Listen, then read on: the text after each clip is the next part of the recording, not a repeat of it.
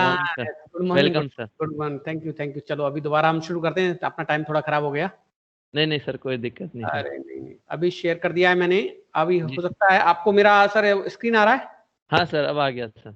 Okay, so thank you everybody, and sorry for this, technical some issue were there. And I welcome you all in this 1 week online AICTE sponsored Atal Faculty Development Program on disaster management and engineering structure safety. So I would like to thanks and acknowledge the IPS Academy for doing this wonderful initiative, and my congratulations to Professor Amit Sharma, who has taken this initiative. So let us go thank you ahead. Very much sir. Let us go ahead with the climate change and disaster risk reduction in terms of ecosystem resilience of Indian river basins. So I will talk sir about yes. Sir, can we give you a brief introduction to our participant sir? Okay, so I will give my brief introduction. Okay sir, no problem sir. You want to give? Okay, you go ahead, please. No problem. Okay. Yes sir, thank you very much sir. Yeah. Now I request Professor Rita Jain to give the brief introduction of Goyal sir. Very good morning to one and all present here. Today, on second day of our FDP, we have our first keynote speaker with us, Dr. Manesh K. Goyal sir. Sir is presently working as an associate professor and dean infrastructure development at IIT Indore. His expertise areas includes water management, climate change, flood modeling, water supply, water audit, water scarcity, and drought. Sir has about 10 years of professional experience in consulting, research, and project management for engineering projects in India and abroad. He was Assistant Manager for Consulting, Research, and Project Management of Asia Pacific region at Jones Lang LaSalle, Chennai, Singapore. He was Manager Research and Project Management at CNEI, Bangalore. Also, Research Assistant at University of Waterloo, Canada. Has postdoctoral fellowship at McGill University, Montreal, Canada. He was faculty at IIT Guwahati for approximately 8 years. Sir has published more than 20 research papers in reputed journals and has 9 honors and awards that include prestigious fellowship like Inspire Fellow, JSPS Fellow, Commonwealth Fellow, Erasmus Fellow, etc. He is active reviewer in many international journals. Sir is actively involved in project management, feasibility studies, and climate change impact assessment studies, and has initiated several efforts to enhance quality. Now, I welcome Sir for his lecture. Thank you, madam. I think you gave a very good introduction. Thank you so much. Welcome, sir. Welcome, sir. So we will start with climate change and disaster risk reduction in terms of ecosystem resilience of Indian river basins. So there are few terms here. Climate change. Climate change, I think many of us know. If there is any statistical deviation or anomaly in terms of climatic parameters such as precipitation, temperature, humidity, or many other on a decadal scale or century scale or the continental scale, that is known as climate change. And disaster risk reduction, that is a theme of this seminar of faculty development program. And then you have ecosystem resilience. Resilience is nothing but it's my ability to withstand against the resistance, against the change. And how much is the ability to withstand against the changes of the ecosystem that we see in and around. So ecosystem is something like, let us say we have a living and non-living system, and these are interacting with each other in terms of exchange of mass, momentum, and energy, as well as nutrients. So that is the ecosystem of Indian river basins. And river basins, we all know, it is a part of the land or which has only one outlet. So, or the geography in such a manner, or the which has only one outlet, that's the Indian river basins. So I hope we have a little clarity about what we are talking in the next 1 hour. Okay, and this study has been published in this study the magnitude was so great and the impact was so great that this has received the attention of newspaper media. So this was published in Hindustan Times on October 2017. Only 1 in 4 rivers can aid agriculture during the drought. Then it was published in Hindu Business Line. Most river basins are in India not climate resilient. This was also published on Ministry of Science and Technology, Government of India, DST website, their Twitter and Facebook web page. And this got attention in our Hindi news media, Dainik Jagran. देश के 2/3 हिस्से में जलवायु परिवर्तन से लड़ने की क्षमता नहीं. So this is, we will talk about how we are getting this from the scientific interference. So what is our motivation? Why we are doing this research? Or why this is important for all of us to understand this? I hope my slides are moving. I am on the slide called research motivation. Yes, sir. Yes, sir. Okay, if the slides doesn't move, please let me know, because I cannot see you, any of you. I'm just seeing the presentation. Yes, sir. Yes, sir. Okay. And then, because what is the motivation? Why we are doing it? What kind of disturbances we are getting in our mother nature or on this planet? Sometimes you have a drought, sometimes you have a flood, sometimes you have a volcano, earthquakes, insects, anthropogenic activities, or so-called human-induced activities. So several kind of disturbances are there, and they are occurring very frequent, intense, and severe at several places at the several time. So under these uncertain futures or uncertain future projections, I would, as a hydraulic engineer or as a water resources engineer or as a policy planners, I am interested to know which river basins are more resilient or less resilient. It means whether they have an ability to resist, to withstand against these disturbances. Disturbances may be drought, flood, earthquake, volcano, insect, forest fire, anthropogenic activities, human-induced activities. It may be different of any kind of type with any scale, either temporal scale or the spatial scale. So it is my prime duty as a scientist. I should evaluate which river basins or which part of the geography is more resilient or less resilient. As a water resources engineer, I will talk about in terms of river basins, or as a political scientist, you will talk about in terms of districts or in terms of states or in terms of country. Because water doesn't know the geopolitical boundaries. It just flows. So as a water resources engineer, in this research, we are talking about the river basins, that which river basin is more resilient, which river basin is less resilient. And what this resilience analysis will give?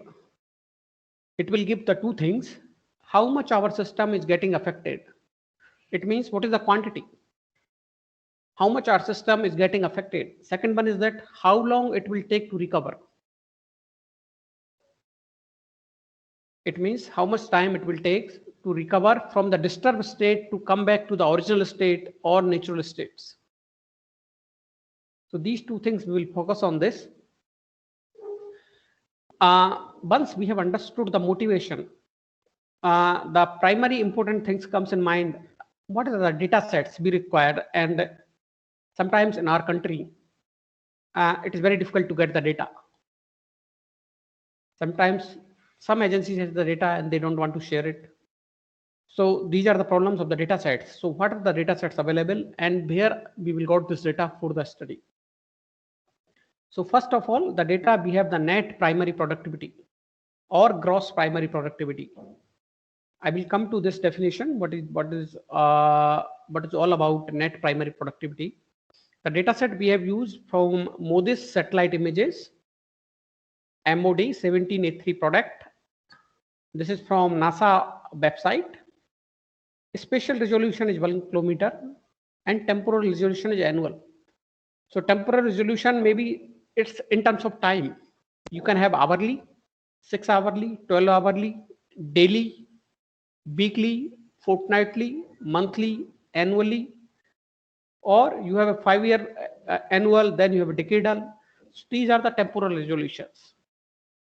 So here we have used the annual temporal resolution of the data of net primary productivity. Then you have some kind of spatial resolution. It means what kind of spatial resolution is this? Whether it's 1 kilometer by 1 kilometer, 5 kilometer by 5 kilometer, 10 kilometer by 10 kilometers, 100 kilometer by 100 kilometers, or 1000 kilometer by 1000 kilometer. The simple meaning is that if the spatial resolution is 1 kilometer by 1 kilometer, it means I am getting a one data point in 1 square kilometer area. If it's 10 kilometer by 10 kilometer, it means 100 square kilometer area, I am getting a single data point. So I hope you have got the distinguish between temporal resolution and spatial resolution. So in this study, the spatial resolution is 1 kilometer by 1 kilometer. That's the net primary productivity. And the source we got it from NTSG group, Numerical Terradynamics Simulation Group of University of Montana. That's NASA website. This data is available. Then you have evapotranspiration. Evapotranspiration, everybody knows evaporation and transpiration. So evapotranspiration is one of the most important part, or I say very crucial part of hydrological cycle. The same data set we got from MODIS 16A3 product, and the resolution is 1 kilometer and temporal resolution is annual. It means per year we have one data point, and 1 square kilometer area we have one data point. Then you have a precipitation. Precipitation, we got the daily graded rainfall data sets from Indian Meteorological Department, Pune, and the special resolution was for them was 0.25 degree by 0.25 degree. So that is approximately 25 or 26 kilometer by 26 kilometer. That it means on 2500 square kilometer or 2600 square kilometer, you have one data point. The temporal resolution for the precipitation data sets was daily. You got on daily basis. Once you have a daily basis, you can do the cumulative and you will get the annual. This we got from Indian Meteorological Department, Pune. And another data point I need for this study is land cover data. What kind of land cover is there? It means whether it's urban, forest, water, residential, industrial, or different types of the forest.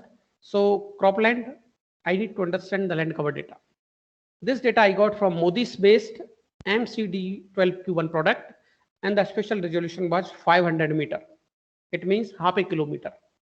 And this we got from USGS Land Cover Institute, USA. And then we also got this from NRSA LULC 1:250,000. And the special resolution was 125 meter. We got from ISRO, Indian Space Research Organization, National Remote Sensing Center, Hyderabad. So I hope the parameter we have used in this study are clear to everybody. Their special resolutions are clear to everybody, temporal resolutions and the source. Any doubt in the data sets?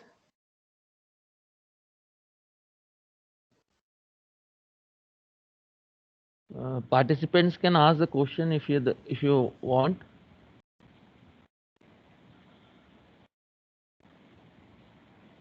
Or if they wish, we can take all the questions at the last, whichever way is fine. Yes, sir. It is good to take in the last only. Okay, okay. Yes. Okay, so once I understood the motivation of my study, once I understood the data sets I would like to use, I would like to know what is my study area. So in terms of study area, we have used the 22 river basins of across the India. And these river basins are defined as per Watershed Atlas of India, report by India Varis, as per Central Water Commission classification.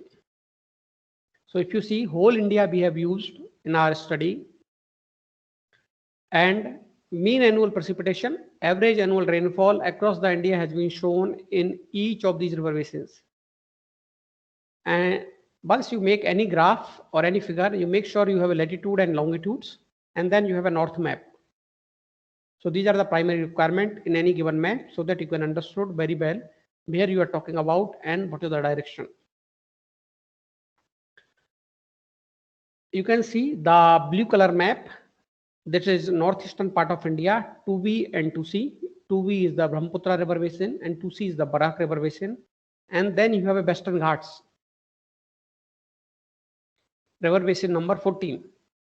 Here you got the highest amount of rainfall, more than 2000 mm or more than 200 centimeter of rainfall you are getting in these region. So this is mean annual precipitation across India. And then you have a 2A Ganga river basin. In the Ganga river basin, you have a rainfall of 750 mm to 1000 mm. This is a 2A. First one is the Indus river basin, that is located from snow glacier hilly areas of Jammu Kashmir, Himachal Pradesh, and then you are moving to the plains, and then you are moving to the arid and semi-arid region of Rajasthan. So this is the Indus river basin. I hope you can see my cursor. This is Ganga river basin. This is Brahmaputra river basin. This is Barak river basin. And probably I understand that in this workshop, participants are from across the India. So in whichever part of the India you are, you can see your location in which river basin you are located.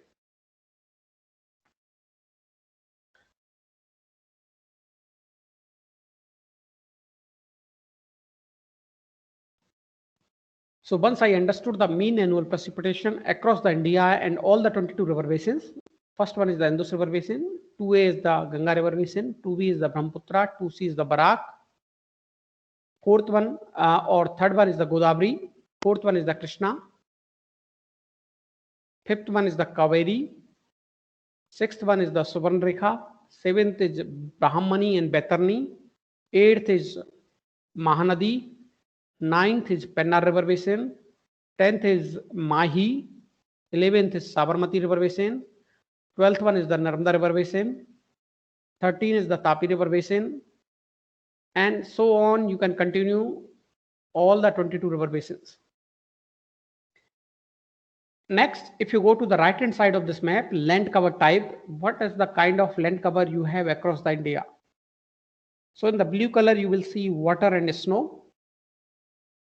Then the forest, shrublands, savannas, grasslands, cropland, urban, barren and sparse vegetated. So these kind of land cover types are there on across the India. So I hope the two graphs or two figures are clear to you, mean annual precipitation and land cover type. This is the same picture with different kind of legends. You can see the mean annual precipitation across the India and all from, let us say, 20 centimeter to 400 centimeter rainfall or average annual mean precipitation across India is shown. Once I got an understanding of precipitation and land use cover, my next step is to understand the net primary production. What is the net primary production or primary production? It is nothing but the biomass. Biomass, I hope everybody knows, plant produce. So gross primary production is the amount of chemical energy or amount of biomass that plant, or I will say primary producer, produce in a given length of time. It means in a length of 1 year, how much mass has been created in the 1 year. That is known as gross primary production. Some fraction of this fixed energy is used by the plant for cellular respiration, and remaining fixed energy is referred as a net primary production. So net primary production is nothing but gross primary production minus respiration by plants. A general analogy is that whatever is the gross amount we are getting from our institute, some amount goes for my maintenance and by the taxes by the government of India. And whatever is coming into my pocket is net primary production or net salary. So something like a gross salary and net salary. So gross primary production is the total amount of chemical energy that has been produced by the plants in a given length of the time. Net primary production is means there is some kind of loss in terms of respiration by the plants. So that is known as net primary production. In terrestrial ecosystem, so ecosystem definition we discuss, it is nothing but a community of living and non-living organisms where they interact with mass, momentum, energy, and nutrients transfer. In terrestrial ecosystem, ecosystems are generally two types. Either you have water and terrestrial. Wherever you see the land, that is known as terrestrial ecosystem. In the terrestrial ecosystem, mass of the carbon per unit area per year, grams of carbon per meter square per year is most often used unit of measurements. So net primary production I will see in terms of grams of carbon per meter square per year. Okay, so once I got an idea of net primary production, evapotranspiration everybody knows, so there is no require of definition. I can have the ecosystem water use efficiency definition. It means it quantifies how much water an ecosystem uses relative to biomass generated. So ecosystem water use efficiency is nothing but the ratio of net primary productivity divided by evapotranspiration. Net primary productivity that we just introduced divided by evapotranspiration. If you see this net primary productivity divided by evapotranspiration, what is the meaning of this?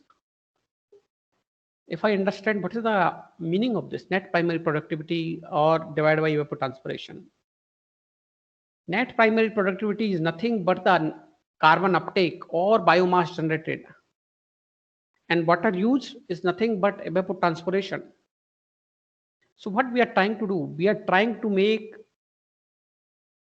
the two cycles, or we are trying to coupling the two cycles, water cycle where the evapotranspiration will come, carbon cycle from where the NPV will come.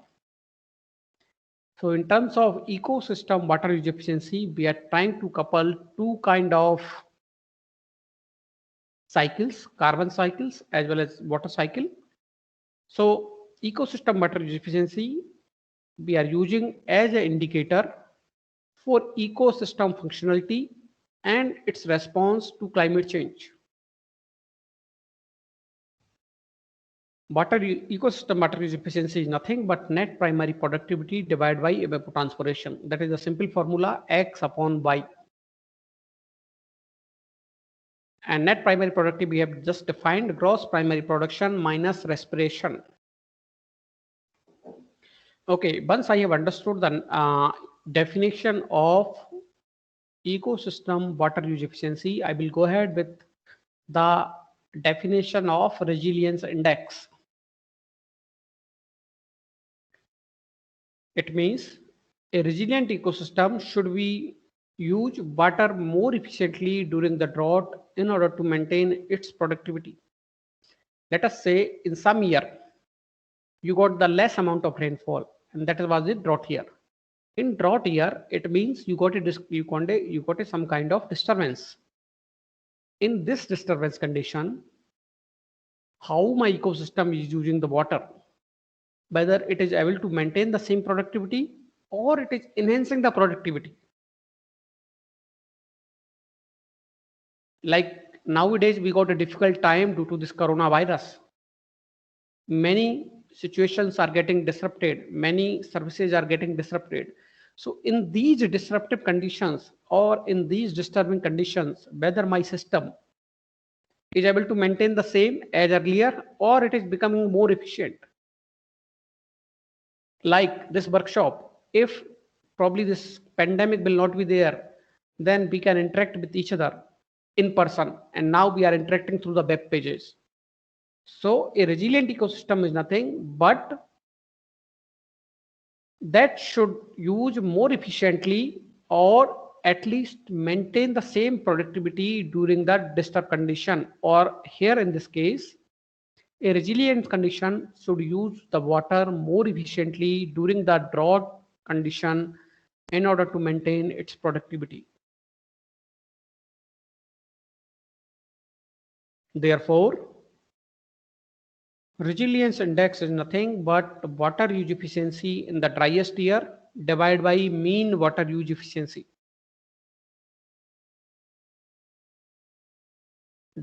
Water use efficiency in the driest year, it means water use efficiency during the drought condition or during the disturbed condition divided by mean water use efficiency. Classification of ecosystem based on resilience index. So if your RD, it means this resilience index is greater than or equal to 1, we will say it's resilient. If it is less than 0.9 to 1, we will say slightly non-resilient. If it's 0.8 to 0.9, we will say moderately non-resilient. And if it's less than 0.8, we will say severely non-resilient. So these are the classification of resilience index based on the value of RD that we will get during the course of this lecture. So flowchart, if I talk about in simple, what we have done till now, we have taken the data from MODIS satellite images, NPP, net primary productivity, and evapotranspiration. We computed the water use efficiency by simple formula of NPP divided by evapotranspiration. And then we computed the resilience index based on RD, water use efficiency dry minus water use efficiency mean. And with this, we got which one is the drought period using the precipitation data that we have available with us from Indian Meteorological Department, Pune. Okay, now the field methodology I have covered. If you have any question, please ask, because now I will move to the results.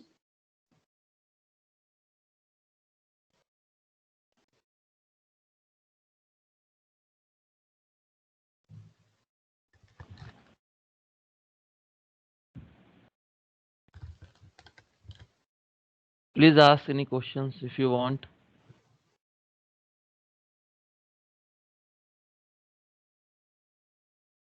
I think it's better to ask the question because the presenter will also know whether you are listening or not. Yes, sir. Otherwise, I am speaking, I don't know whether somebody is listening or not. I cannot see the face as well. True, sir. Okay, so I hope let us see in the positive direction that everybody is listening and they are also trying to understand as far as possible from their side. So we will discuss the Yes, results now. Yes, sir. Okay, so basin scale water use efficiency. Sir, And this, sir, yes, they yes. are they are giving message that that we are trying to understand. Okay. Probably in the chat box, right? Yes, sir. Yes, sir. Okay. I cannot see the chat box. My this is open, so we can take their questions later on. Okay, sir. Okay. So this is the spatial map. If you see my cursor, this is the spatial map of water use efficiency across the India, both different river basins. So water use efficiency is highest for 2B. 2B, if you remember, this is the portion of Northeast or Brahmaputra river basin, where you got the water use efficiency or mean water use efficiency, grams of carbon per meter square per mm, is highest for 0.931 to 1.11. So the basin in the northeast region of the country had a higher water use efficiency, followed by northern, eastern, southern, and western part of the country. Okay. So this is a map of water use efficiency, a special map of water use efficiency across the India. Then you have a water use efficiency for Brahmaputra river basin. You can see the water use efficiency on the primary y-axis. On the x-axis, you have all the 22 river basins from 1 to 20. And then you have a mean annual precipitation in mm on the secondary y-axis from 0 to 300 centimeter. So water use efficiency for Brahmaputra river basin, it means basin ID 2B. Please follow my cursor so that you will get much more understanding. Water use efficiency is 1.1 in the northeast region, was significantly higher than the other basins, whereas the Mahi basin, located in the western part of India, river basin ID number 10, has the least water efficiency of 0.249. Okay, I hope this graph is clear. Then we can move with the second graph. In the green color, you can see the mean water use efficiency for all the river basins. And you will find that this is highest for 2B. It means for Brahmaputra river basins. Then you have a mean annual precipitation, MAP, and MAP is given by blue color line. And you can see this picture, and this is highest for 14th number of river basin. If you see my blue color line, this is highest for 14th number of river basin, and 14th number of river basin is nothing but Western Ghat. In the Western Ghat, you have a highest amount of rainfall. But water use efficiency is not highest. Water use efficiency is somewhere in between. So what is the reason for this?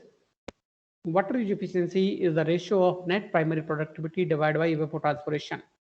Though net primary productivity may be higher, evapotranspiration may be lower. So because it's a ratio.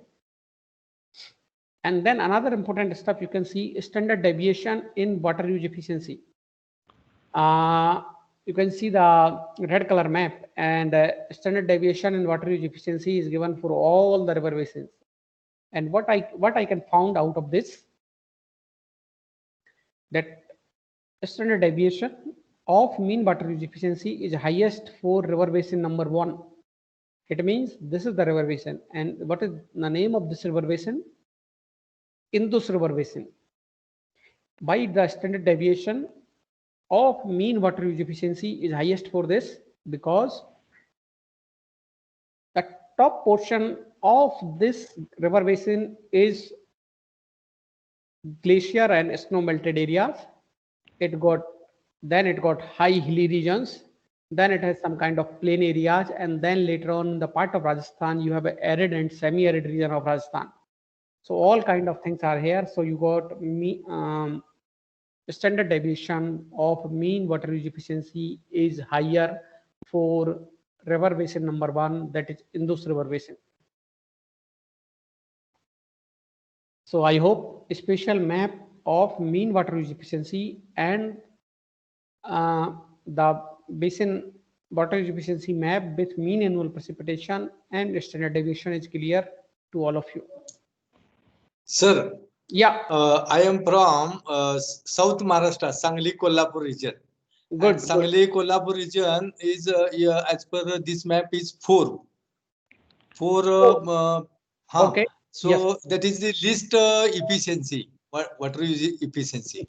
Not least, But- second least. Secondly, means that is a list only. Yes. Why, sir? What are the probable reasons? What are the probable regions? So water use efficiency depend on net primary productivity and evapotranspiration. You wait little more time for next 15 minutes. I will come on each of the factor. Okay. Okay. Okay. Yeah, very good. I think now it has become interactive. Yeah, thank you so much. And once we have discussed the results for river basin type, now let us discuss the result for land cover type. It means in the left hand side, if you see the land cover map has been shown for across the India, and in the right hand side map, we have shown the water use efficiency, mean water use efficiency for all type of the land covers.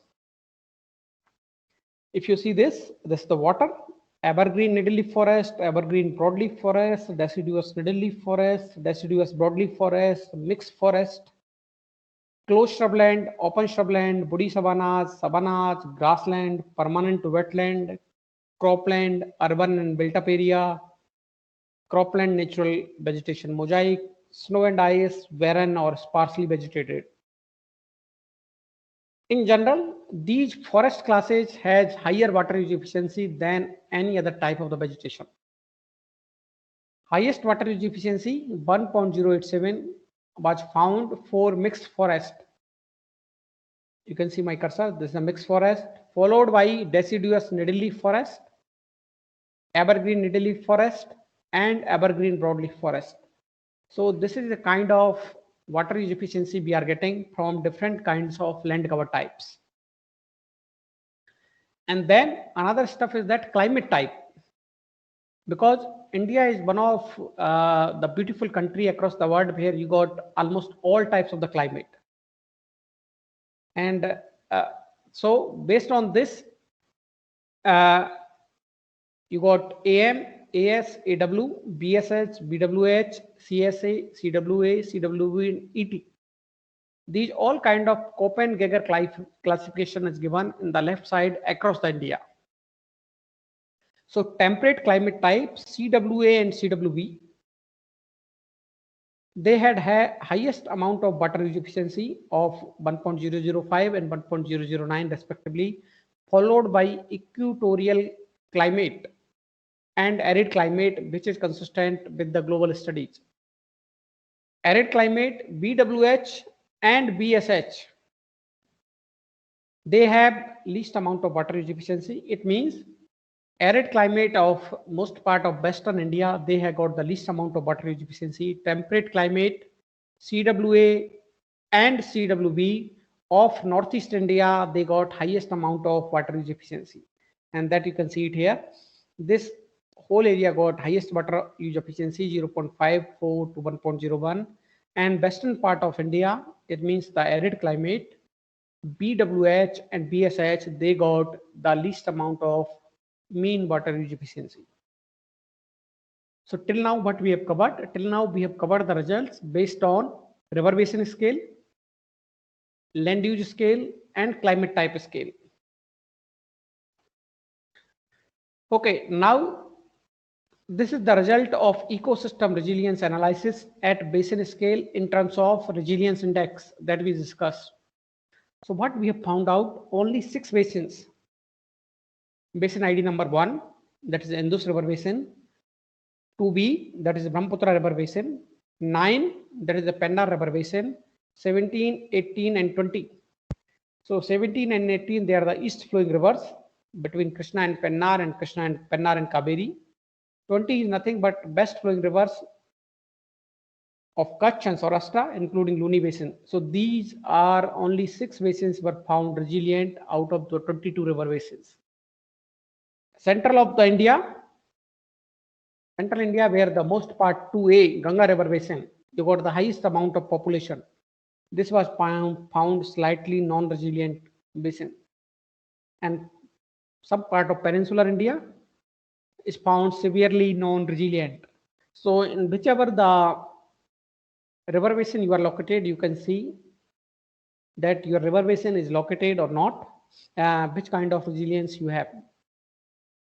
So out of 22 river basin that has been covered in this study, only 6 river basin are found resilient.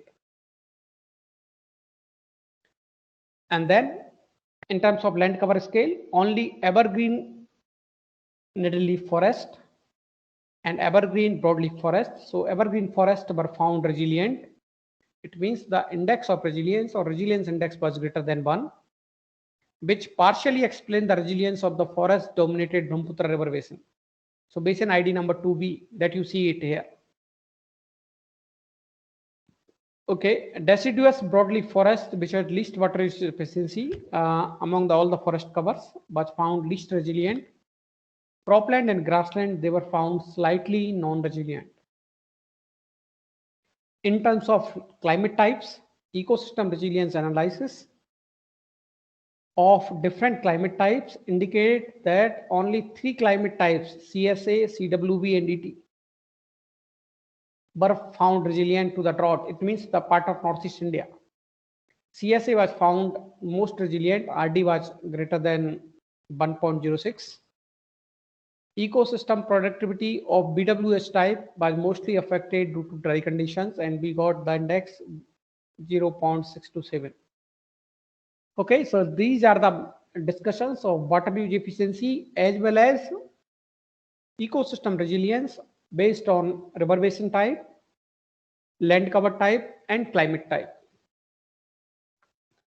Okay, another important stuff that some of as a scientist, you can, you have a curiosity that whether NPP is performing better or GPP is performing better. whether gross primary production is performing better or net primary production is performing better. So that's kind of analysis is there. So in this one, we have used the GPP, gross primary production, instead of net primary production. And the right hand side, if you see, this is the picture of spatial map of mean annual gross primary production. And the same kind of methodology has been used. And here is a comparison of NPP and GPP based water use efficiency. So not much differences has been observed. Both NPP and GPP based water use efficiency have the same variations. So you have a same variation for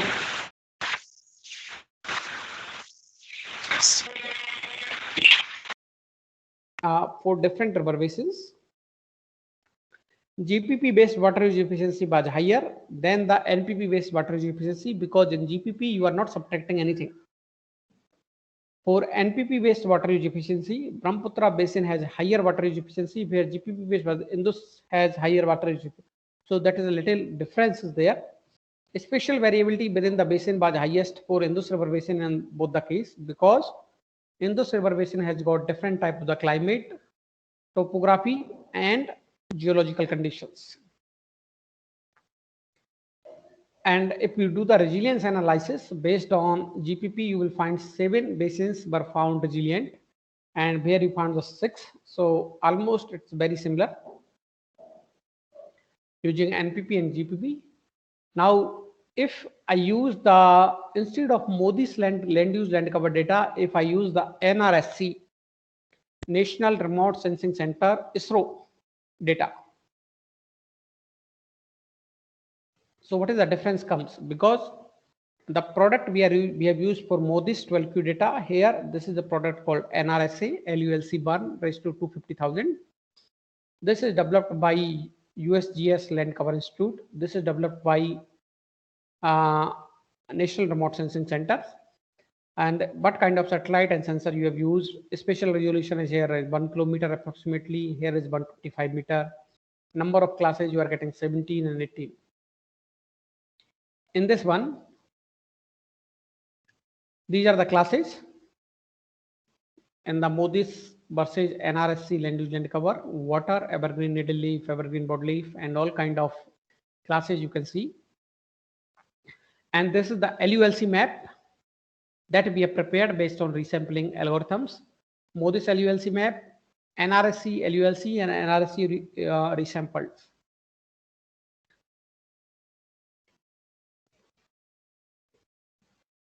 When you do the comparison of average NPP and ET and WUE ecosystem water use efficiency, so these kind of graphs you can see in terms of Modi's. This is the Modi's data and this is the NRSC, so not much difference, but in some of them there is a difference. Like forest and cropland, they are almost same, but here is the difference between shrubland and barren in terms of NPP. Similarly for water use efficiency here, and similarly for ET. So these are the few difference if you take the different data sets. So what is the conclusion?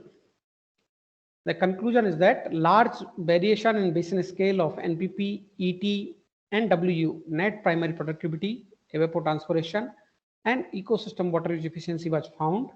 Higher water use efficiency was found for Brahmaputra, Barak, and Indus River basin. Forest, especially evergreen forest, they have higher water use efficiency compared to any other land types.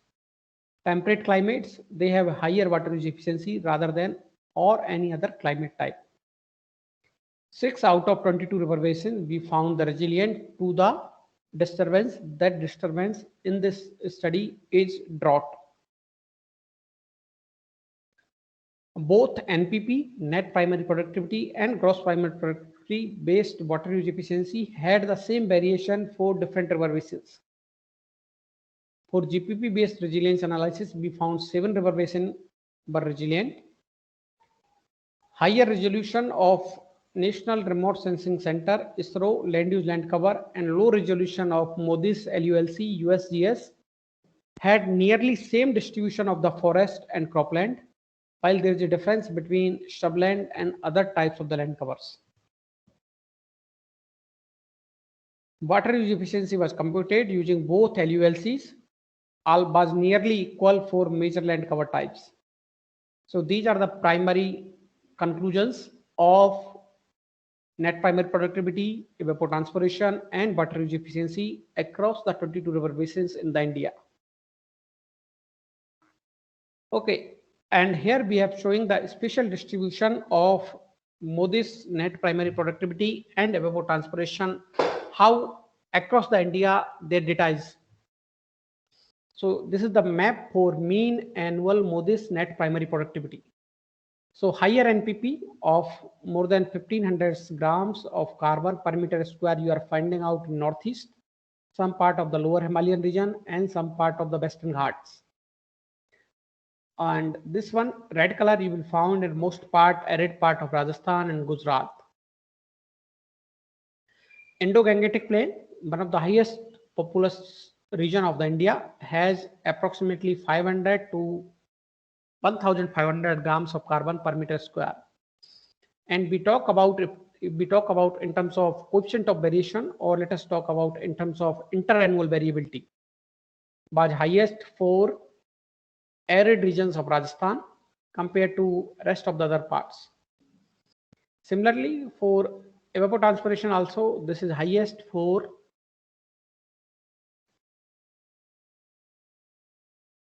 western part of Rajasthan. In other parts, like Western Ghat, is very less. And this is the ecosystem water use efficiency map. So lower Himalayan region of North and Northeast India have a higher water use efficiency because of higher NPP that we have just seen the special distribution in the previous slide. Now my question is, Western Ghat got low water use efficiency. Why? Because they have a higher NPP but higher rate of ET as well.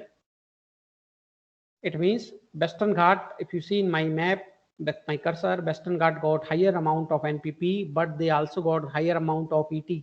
So this is the ratio of NPP divided by ET. So the water use efficiency will become lower. Second, another important concept is coming out of this: interannual variability or coefficient of variation in water use efficiency is closely related to the coefficient of variation in NPP instead of evapotranspiration, which indicates that water use efficiency in India is more controlled by NPP instead of rather than ET, because the close relation. Similar kind of analysis we have carried out for land cover types. Differences in water use efficiency among different biome types. Interannual variation of biome types, water use efficiency is shown by standard error bars. Closed shrubland with my cursor, closed shrubland and forest, mixed forest, EBF and DNF, they had a highest water use efficiency compared to other classes. Okay, having said that, let us go in the different, little bit different direction, how the variation is happening or what is the trend across the India from 2000 to 2014. So trend analysis we have carried out at national average water use efficiency. The country level average water use efficiency showed a significant increasing trend in the magnitude of 0.0058 grams of carbon per meter square per mm per year. That is the mean annual water use efficiency trend. If you see this, my map, where you can see this water use efficiency graph from 2000 to 2014, you will see there is an increasing trend. The increasing trend of water use efficiency in India is not consistent with the decreasing trend in global average of water use efficiency from 2000 to 2013. So globally, this is decreasing. In India, it's increasing. What is the important concept in this graph? If you see the year 2009, there is a sharp decrease. there was a sharp decrease in water use efficiency in the year 2009, which can be attributed to the reduction in country's average NPP, that is equal to 318 grams of carbon per meter square in 2009 compared to mean 365 grams of carbon per meter square over 2014. So what was the reason that there is a decrease in water use efficiency in 2009? It should be noted that 2009 was a drought year and had an annual precipitation of 98.7 centimeter compared to mean average of 110 centimeter over the year of 2014. So it was a rainfall deficient year. During the rainfall deficient year, we got less water use efficiency in 2009. Okay, this is a trend analysis that I have shown to you. This is across the India using the Mann-Kendall test, and we computed the sun slope across the India, how it is happening, whether it's increasing, decreasing, significantly increasing or significantly decreasing. So this kind of analysis we have carried out. So if you see, out of the total vegetated area, around 21% of area has showed a significant increasing trend. So in this map, if you see the blue color, this is significantly increasing.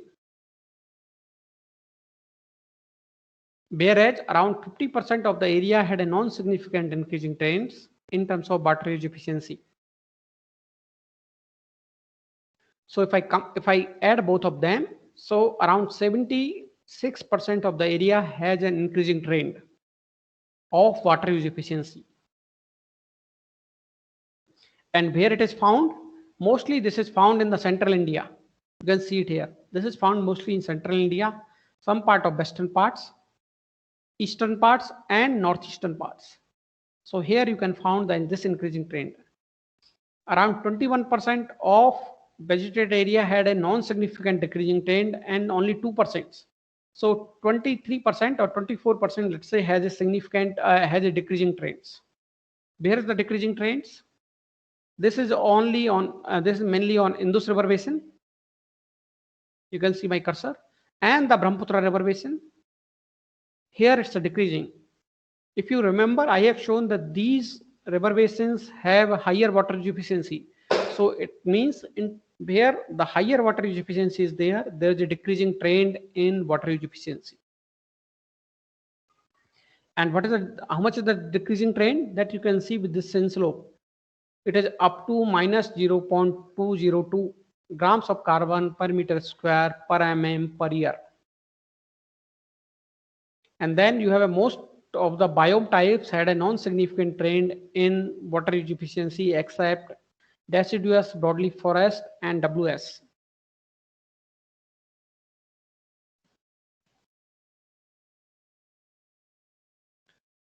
Okay, so I hope this is clear, the trend analysis of water use efficiency. And now I would like to understand, out of the precipitation, temperature and solar radiation, which are the major climatic constraints across different parts of India. Whether precipitation is a climatic constraint, temperature is a climatic constraint, and solar radiation is a climatic constraint. So if you see this picture, this my cursor, precipitation is found major climatic constraint mainly on the central part, western part, eastern, and this southern part. So this is for precipitation. Both precipitation and temperature, they are found climatic strengths in the western Himalayan region, in the western Himalayan region of North India.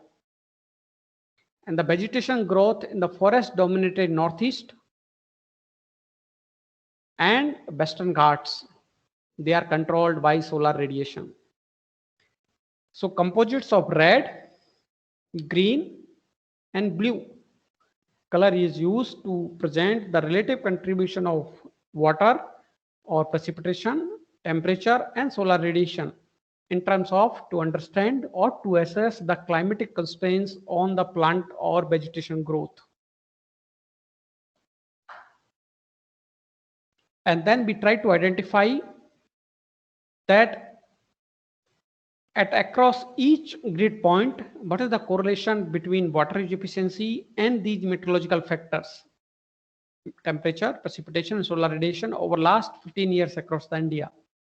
So in whichever part of India you have, you can find this. There is a positive correlation and negative correlations. Another important stuff is that how much time I have, sir?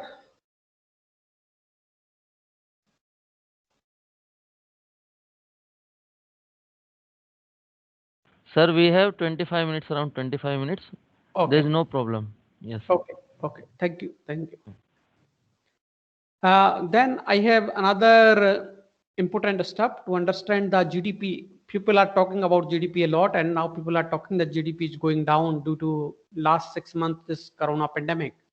So we also try to understand how the GDP is working based on water use efficiency or net primary productivity.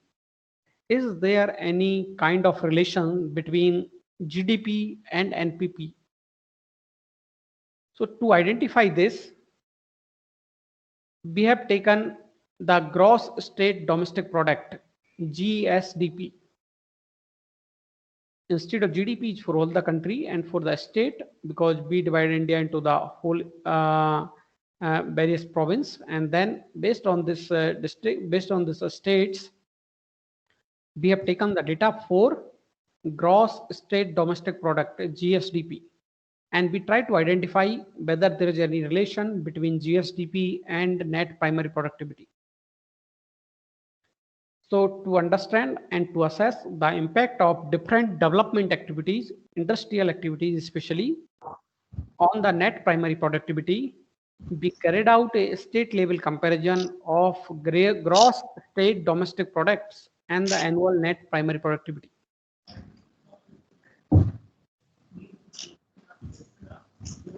Gross state domestic product has been adopted as an indicator for industrial and infrastructure development in the states.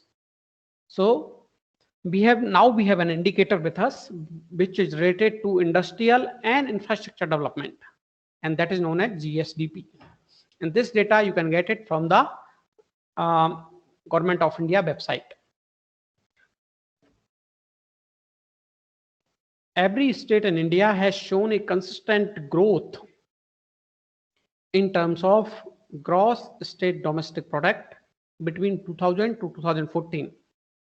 Hence, has a consistent increasing trend. So what we have found out, for each state, there is a consistent increasing trend in terms of GSDP, which is an indicator of industrial and infrastructure development. If you see this map, northeastern states such as Assam, Arunachal Pradesh, Manipur, Meghalaya, Mizoram, and Nagaland, they have higher NPP due to the presence of vast forest cover. So this is the map of all the states, and you have an NPP, net primary productivity in terms of grams of carbon per meter square, from 0 to 1600. What we have found out here, as Arunachal Pradesh, Assam, even Kerala, Manipur, Meghalaya, Mizoram, Nagaland, Tripura, or Uttaranchal, they have much higher much higher NPP compared to other states. Like Madhya Pradesh has got approximately 200 grams of carbon per meter square. And this NPP is higher in these states of Northeast because of their presence of vast forest cover. You can see that in Uttarakhand also, Uttaranchal or Uttarakhand also, you have found the higher. And then you have Kerala. Kerala also is higher because of their vast forest cover of deciduous and needle-leaf forests.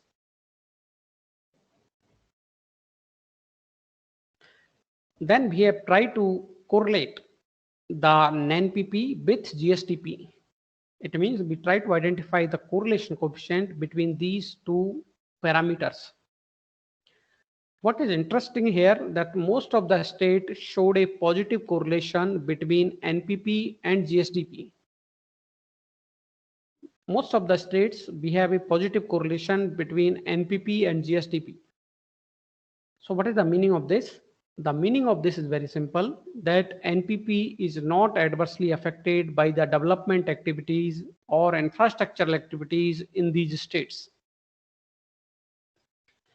It means net primary productivity is not adversely affected by the industrial and infrastructural activities in these states. So you have a positive correlation. However, we have found a significant negative correlations for two northeastern states, Assam and Meghalaya. You can see it here for the Assam and Meghalaya. We have found a significant negative correlation and non-significant negative correlation for Nagaland as well as Uttarakhand. So Uttarakhand and Nagaland. For these two states, we have found a significant negative correlation, non-significant negative correlation.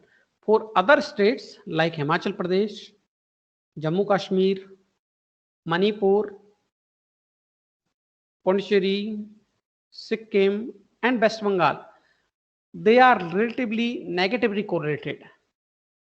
While most of the states such as Andhra Pradesh, Arunachal Pradesh, Bihar, Chhattisgarh, Delhi, Goa, Gujarat, Haryana, Jharkhand, Karnataka, Kerala, Madhya Pradesh, Maharashtra, Mizoram, Orissa, Rajasthan, Tamil Nadu, Tripura, and Uttar Pradesh, they have a positive correlations with NPP and GSDP.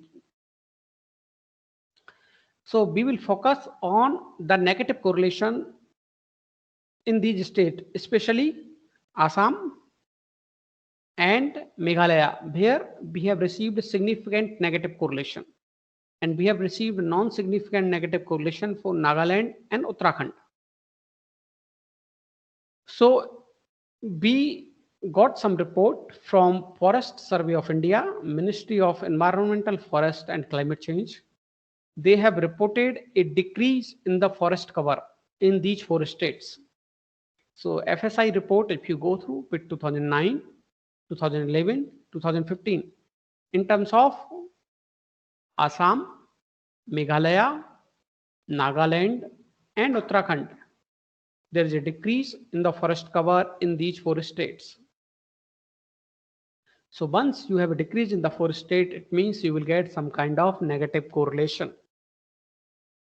Furthermore, in the report of Forest Survey of India 2015, if you see, there is an encroachment in the forest land, biotic pressure, and shifting cultivation. These are the three main reasons behind the decrease in the forest cover in the northeastern states of Assam, Meghalaya, and Nagaland.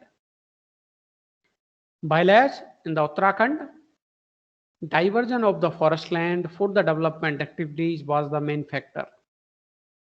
So I hope now you have understood why we got these negative correlation in these four states. Three states of Northeast, Assam, Meghalaya, and Nagaland, and one state, Uttarakhand.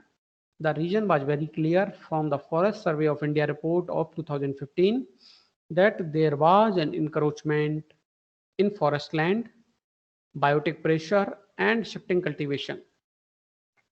While in the Uttarakhand, it was due to diversion of forest land for the development activities. Okay, and then we have final conclusions. Higher water use efficiency was found for the northeast regions. It means for Assam, Arunachal Pradesh, Meghalaya, and Brahmaputra and Barak river basins, including the lower Himalayan belt, whereas the arid regions of the Western India, means part of Rajasthan, part of Gujarat, they have found the least water use efficiency. In terms of coefficient of variability or interannual variability in water use efficiency was higher for the arid western regions due to highly fluctuating rainfall patterns, because sometimes you have some amount of rainfall, sometimes you don't have any rainfall. So interannual variability in water use efficiency was higher for arid western parts of Rajasthan. If I talk in terms of spatiotemporal patterns in water use efficiency, they are consistent with the distribution of different biomes as well as climate types. So different types of the land covers and different types of the climate. So they are consistent. National average annual water use efficiency showed an increasing trend with the magnitude of 0.0058 grams of carbon per meter square per mm per year, which was in contrast with decreasing trend in global average water use efficiency. The meaning is that if I talk in terms of across the world or global average, there is a decreasing trend in water use efficiency. While in India, we got an increasing trend in water use efficiency with the magnitude of 0.0058 grams of carbon per meter square per mm per year. Then you have significant increase and decreasing trends in water use efficiency in the Middle India and the Himalayan belt, respectively. So in the increasing trend you got in the central part of India and decreasing trend you got in Himalayan belt, which could be explained by the trends in the climate factors, precipitation, temperature, and solar radiation that we discussed, which is the most controlling factor, whether precipitation, temperature, or solar radiation. It means which meteorological factor is controlling the NPP or in turns in water use efficiency.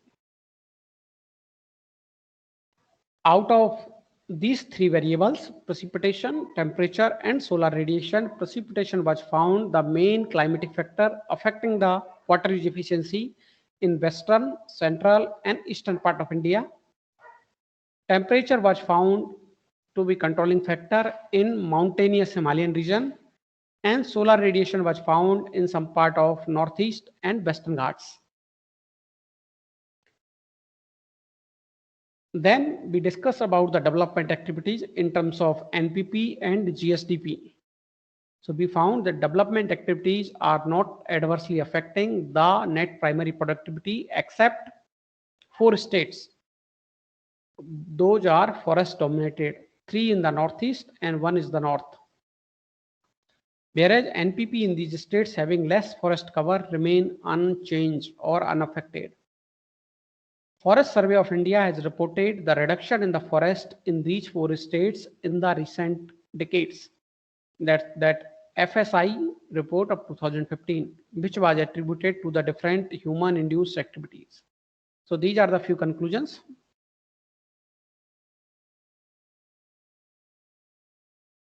Okay. I think I can stop here. Okay, sir. Because there are many more things, but I think we will not able to cover other stuffs. Okay, sir. Okay. Yeah. Yes, sir. Please ask your questions. Pandurangaji, you want to ask?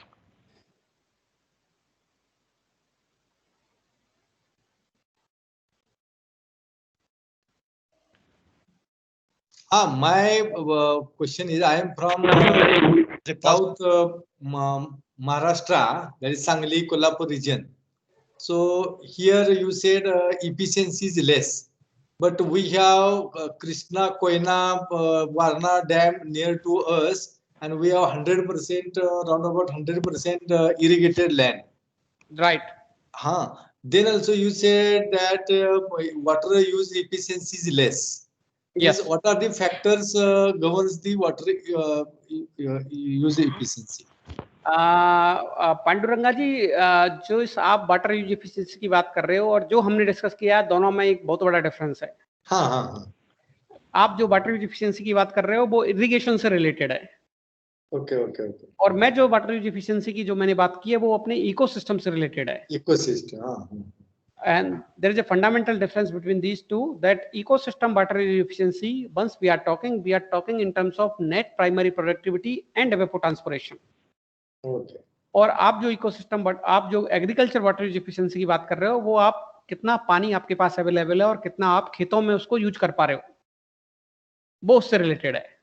Okay. So in terms of ecosystem water use efficiency, we are talking in terms of biomass and we are talking in terms of evapotranspiration. Okay. So this is the fundamental difference between these two.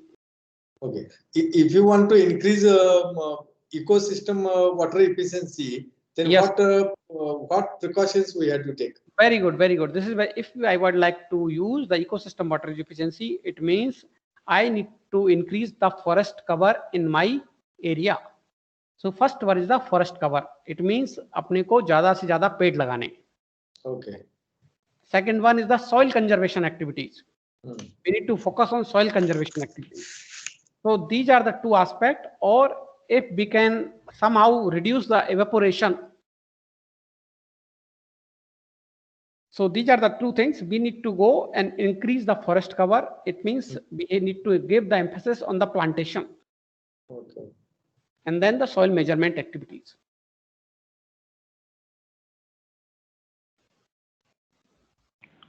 Mohammad Rafi ji. Mohammad Rafi ji, would you like to ask any question? You have raised your hand.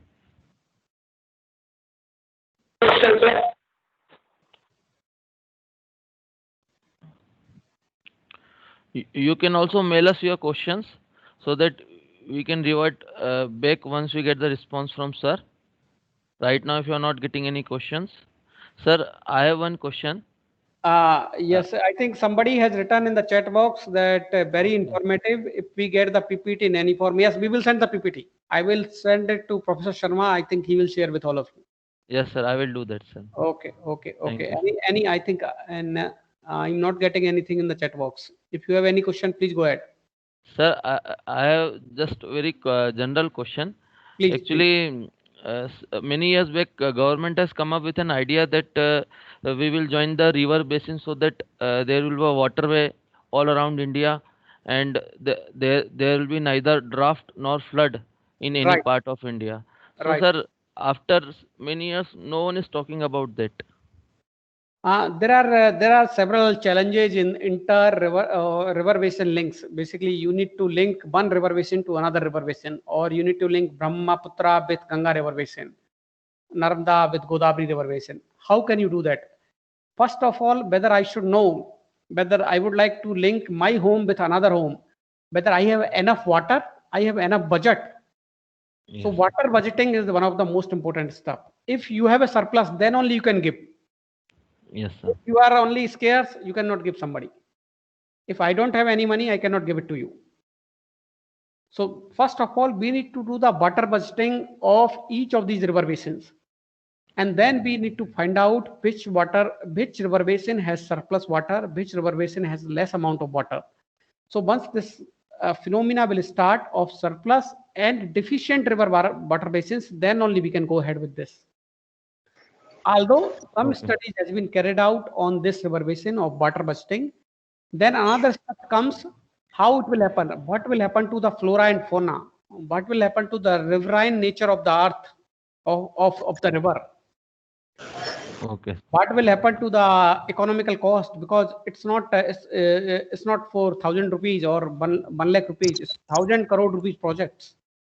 True, sir. So there are many challenges in this. Although few links has been created, but not so many. Okay, sir. Sir, one question is there, sir. Yeah, which one, In sir? chat box, sir. Rizwat Ahmed Khan is asking how we define forest cover. Okay, how you define the forest cover?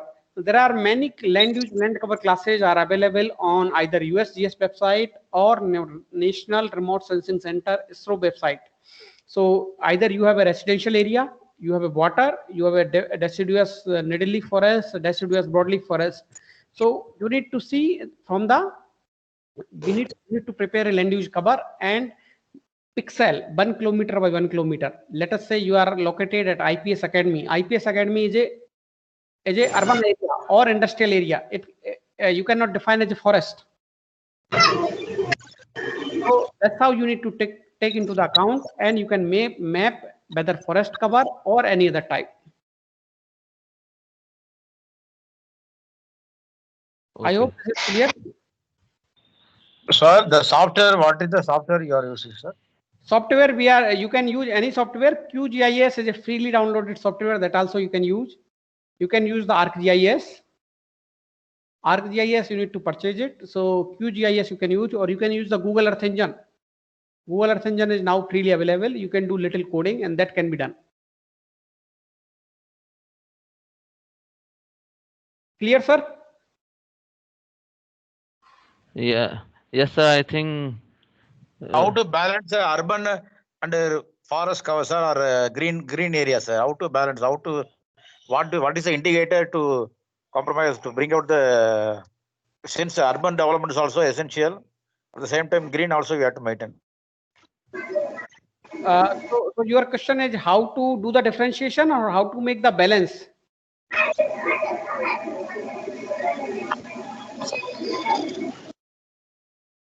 Urban area, sir, urban area. Yes, please. We have to balance. Urban development is inevitable. It is going to be everybody is going to be settled in a town only.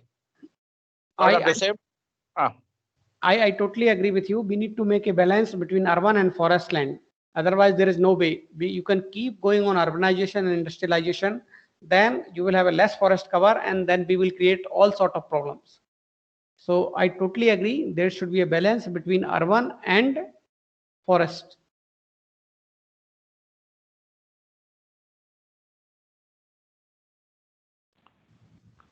Sir, Thank Khare you, sir sir. has also joined, sir. Us. Okay, thank you, sir. Yeah, please. Welcome, sir. Thank you, sir. Thank you, sir.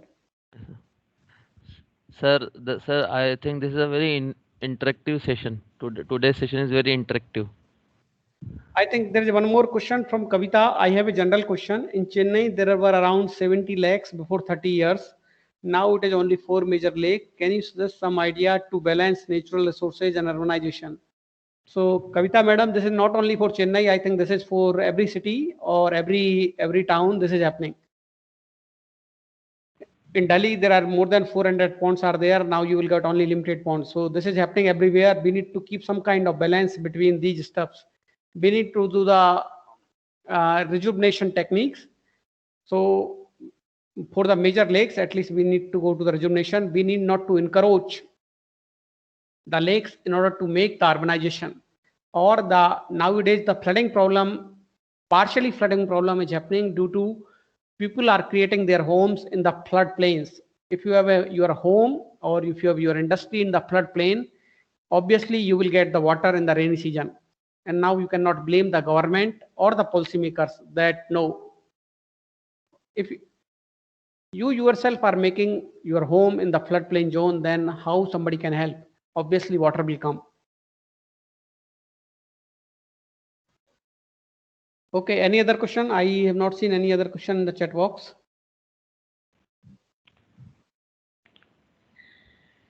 Yes, sir. Anything else, sir? Sir, okay, sir. That's a very interactive lecture, sir. Thank you, sir. And sir, I will mail you when the participants send me the questions. Right. So that once you give us response, I will again send back to them. Right. And participants, we are also organizing a QIP short-term course on water resources. So Professor Amit Sharma has the brochure. I hope he will share with all of you. So those Yes, who are sir. interested, they may join there. Yes, sir. I will send in the group only, sir. Today Yeah. only. Or you can send me their email ID. I can send to them. Okay, sir. Okay. And I will send the PDF file of this presentation to you, so you can share please with all of them. Okay, sir. Thank you, sir. Thank you, everybody. Thank you so much. Thank you very much, sir, once again, sir, Yeah. for sharing your time, sir. Thank you for giving me the opportunity to interact with all of you. Thank you so much. Yes, sir. We are honored, sir. Okay, sir. Thank you, sir. Thank you, sir. Thank you very much, sir. Yeah.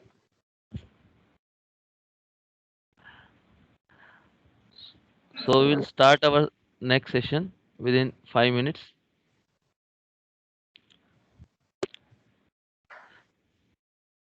Khare sir has also joined us.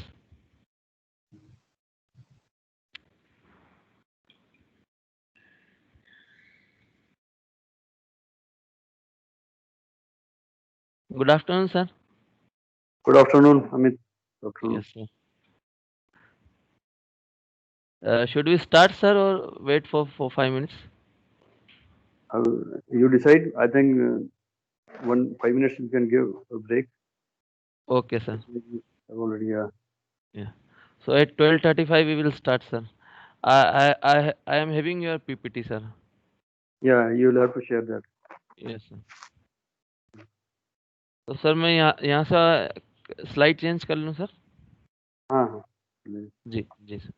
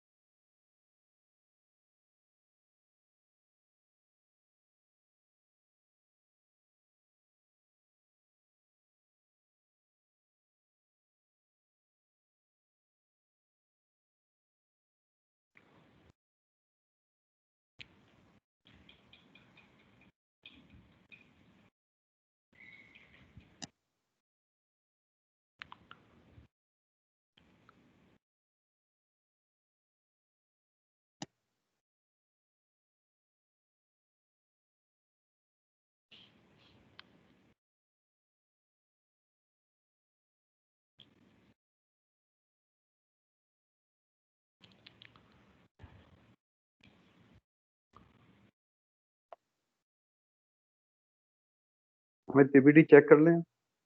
Yes sir, वही sir मैं PPT निकाल रहा था sir. Presenter आपने मुझे बना दिया था, मैं आपको खुद ही रहना पड़ेगा प्रेजेंटर. जी जी सर.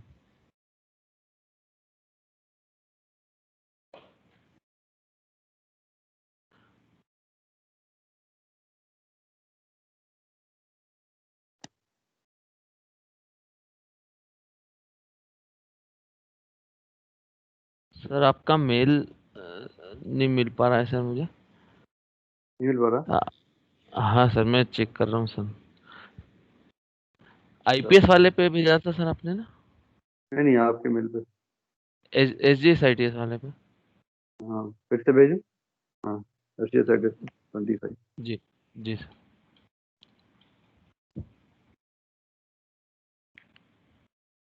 चाहिए हो तो फिर से भेज दो. मिल जाएगा सर, मैं एक मिनट देख लेता हूँ सर.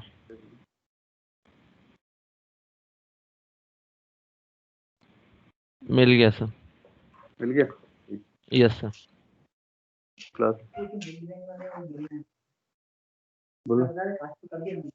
ठीक है, बता दो. कास्टिंग होगी रिजल्ट लोग अपना फ्राइडे को 7 days में. अगर टेस्टिंग के साथ साथ कितना लगता है का कितना बनना है यार. हमने 350 कितना दिया था और उसमें हमारा वर्केबिलिटी नहीं मिली, तो पानी बढ़ाना पड़ेगा. तो क्या पंपिंग के लिए चाहिए? एक मिनट.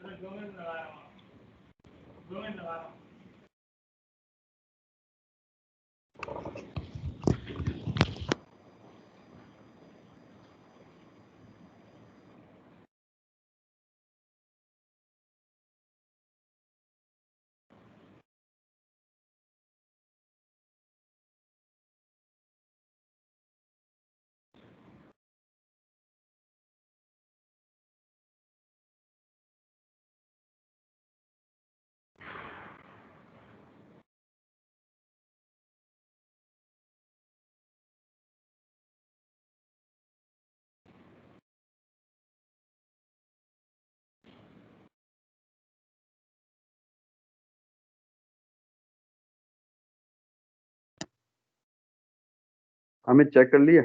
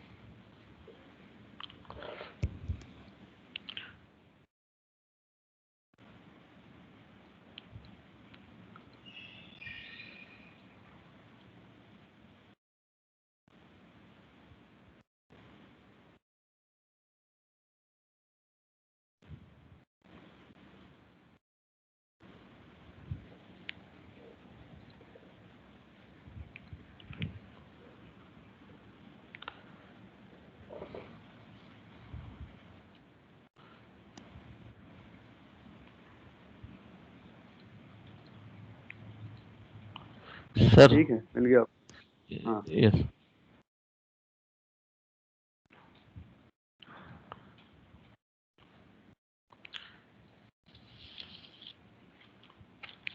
सर, बस 2 मिनट में स्टार्ट करते हैं सर। ठीक। जी।